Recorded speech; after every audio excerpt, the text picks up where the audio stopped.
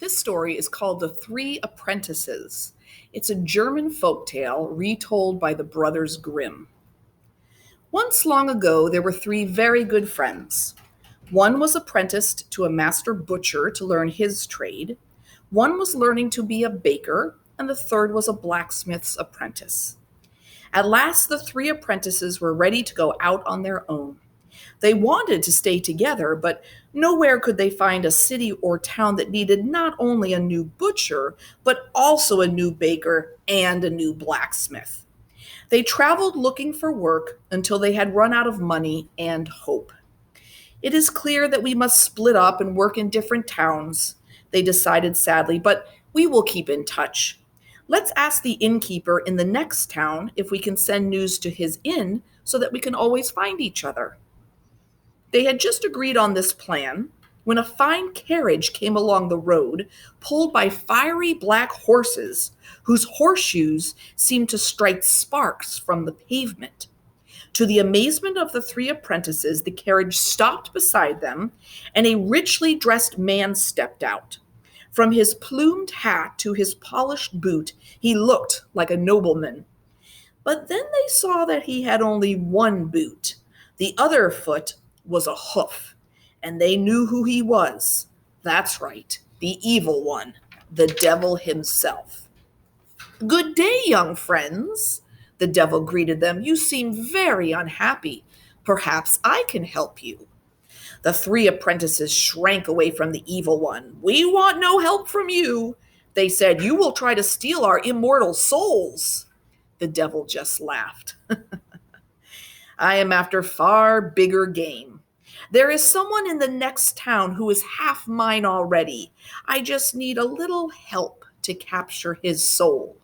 If you do as I say, I will give you so much money that you can live like fine gentlemen. You will never have to work." The apprentices looked at each other. If they didn't need to find three jobs, they could stay together. "But what do you want us to do?" they asked. "We won't do anything bad or cruel." The devil smiled. "You must agree to speak only when someone asks you a question. You may say only the words I tell you, and always in this order. The first one," he pointed to the butcher's apprentice, "must always say all three of us. The second," he pointed to the baker's apprentice, "must say money. And the third," the blacksmith's apprentice, "can only say that's right. Will you do it?" The three apprentices talked it over. Those words were not evil, were they? By saying those words, they couldn't hurt anyone or get into trouble, could they? Right. If there was a trick in it, they couldn't find it. It seemed completely harmless, and the reward was great. "Very well," they said, "we agree." The devil smiled. "Here is a wallet. Whenever you need money, take all you need. It will always be full. And I want you to stay in the finest inn in the city, the finest one, no other. Do you understand?" The three apprentices gladly agreed. "And remember," said the evil one, "you may say no words except the ones I have given you, and you must always speak in that order." They agreed. When the three apprentices arrived at the inn, ragged and dirty from their travels, the innkeeper did not welcome them. "Go away, you vagabonds! Do you think you can stay here?" he demanded. The butcher's apprentice said, "All three of us." "And how do you expect to pay?" he asked. The baker's apprentice replied, "Money." "Oh, really? You ragged beggars have money?" The blacksmith's apprentice said, "That's right." "Well, in that case," the innkeeper invited them in. "Dinner will soon be served," he added. "Will you, dine here?" The butcher's apprentice said, "All three of us." "Do you know my meals are not cheap?" the innkeeper warned. The baker's apprentice said, "Money." "Well, if you feel like spending it," the innkeeper agreed. The third apprentice added, "That's right." After dinner, the three apprentices went up to their room. A maid came to ask who wanted a bath. The butcher's apprentice said, "All three of us." All three at once? She stared. Very well, sirs. Should I bring you some soap? The baker's apprentice said, Money. Money? You use money instead of soap? Won't that make you dirtier than you already are? That's right, said the third. She ran downstairs and told the servants about the strange young men. The other guests also began to think the three apprentices were odd. When someone asked where they had come from, the first apprentice had to reply, All three of us. A little puzzled, the guest kept asking, Oh, you all came from the same town? What is its name? Money. Really? I never heard of that town. Is it quite far away? That's right. And that's what happened whenever people tried to talk with them. For instance, when one of them sneezed, a guest said, Gesundheit, have you got a cold? All three of us. Oh, what a shame, all three at once. What medicine have you tried? Money. Gracious, isn't that an odd medicine? That's right. The three apprentices used the never empty wallet to buy fine clothes. They had good food and comfortable lodgings. But they soon realized that everyone thought they were mad. Nobody trusted them, but at least they were still together. One night, however, a rich merchant stopped at the inn and came secretly to the innkeeper. Good sir, he said, I am worried about my safety. I have a great treasure with me. My room is next to those three crazy apprentices, and I'm afraid they will try to rob me in the night. This suggested an evil plan to the greedy innkeeper. Several times in past years, he had quietly robbed and murdered a rich guest, burying the body in his cellar and telling everyone that the man had to leave in the night. But people were just a bit suspicious. Now he realized he could do it again and pin the blame on these three crazy apprentices. No one would suspect him. In the middle of the night, he crept down the hall and murdered the merchant. Not carefully and bloodlessly, as he had always done before, but with an axe. He hid the merchant's chest of gold in the cellar with the rest of his stolen treasure, but he left the body lying in its blood. In the morning, when the maid went in to bring the merchant his tea, she shrieked in terror at the bloody sight. Everyone came running. The innkeeper pretended to be surprised and horrified.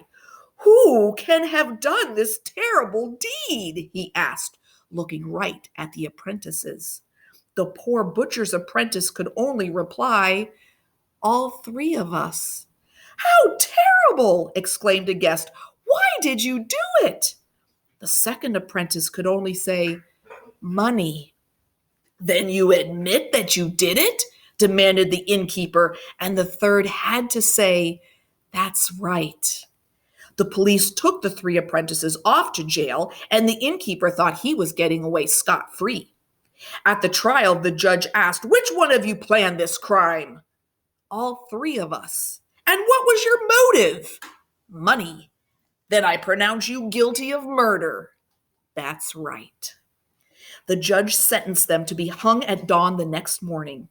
You can imagine that they could not sleep, sadly regretting the day they had agreed to say such harmless words for the devil. The next morning they were led out to the gallows. All the townsfolk had gathered to watch the hanging, including the innkeeper.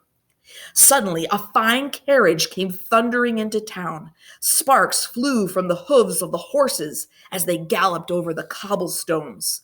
Lightning seemed to dart from their eyes. The carriage pulled to a stop at the gallows, and a richly dressed nobleman stepped out. You know who he was. My lords, he addressed the judge and lawyers, we would not want innocent people to be hanged while the guilty man goes free. My three young friends, on the night of the murder, did you hear a noise in the hallway outside your room? The butcher's apprentice replied nervously, All three of us. Did you hear a metallic clink, like the sound of something in a box? The baker's apprentice said, Money. Oh ho! So you heard the merchant's treasure being taken from his room.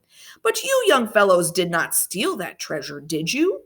The blacksmith's apprentice said, That's right. Now, said the evil one, stepping into the crowd and grabbing the guilty innkeeper by the arm, can one of you identify this man for me? All three of us. Of course you know him. Isn't he the innkeeper who charged you a lot of money? But he took more than that from the unfortunate merchant, didn't he? That's right. The devil gave the innkeeper to the police. Hold this man while someone goes to check in his cellar. There, I believe, you will find the remains of many wealthy guests this man has quietly murdered and the treasure he stole from them. But we would never have known of his crimes if it hadn't been for these young men whom he tried to blame. The devil inadvertently pointed at the first apprentice, who said, All three of us. That's all right, whispered the devil. Your job is done now. You can say anything you wish. Hooray, they shouted. That was almost too close for comfort. The police found the bones and treasure in the innkeeper's cellar as the devil had promised. So the innkeeper hung on the gallows prepared for the three apprentices, and the devil got the innkeeper's evil soul for his collection. Thank you for your help, he told the three apprentices. I was tired of waiting for that one. You did your part well. You may keep the never empty wallet, and may you enjoy a long life of leisure. And as far as I know, they did. But they were very careful never again to say, All three of us, money. That's right.